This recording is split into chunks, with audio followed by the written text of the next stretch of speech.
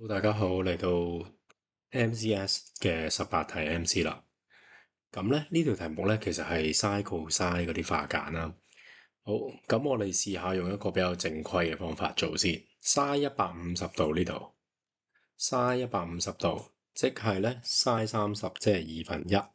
OK，分母 cos sin 90減 theta 就會轉 cos theta。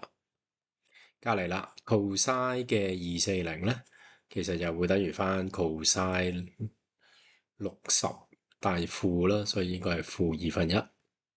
OK，分母啦，一減 sin 270加，咁逢親遇到27090就要轉 cos。OK，而且係咁樣加。好，再做落去啦，通過分母先就係變咗一減 cos 乘一加 cos，就會出到一減 cos 2次啦。分子咧就1/2可以擺喺呢度啦，抽出嚟就會有一加 cos 減一減 cos theta。OK，睇到啦，分母其實係 sin square theta。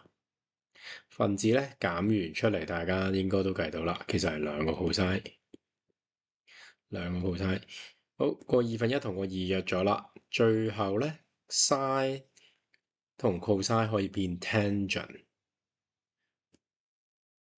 OK，即係將個 cos 掟埋落去啦，所以答案咧就應該係1/10 sin theta。OK，C。好啦，然之後大家諗啦，咦，做咁耐，好似好多嘢背喎。其實有個快啲嘅方法，就係你試下啦，代 theta 係 let's say 10度，然之後擺落呢條式，直接撳機，佢咧就會同翻 C 個 answer 出嘅答案會一樣，因為佢哋係恒等式。係啦，記住，如果係恒等式嘅話咧，兩個數字即係代入去兩條式，會出翻同一個數字。OK。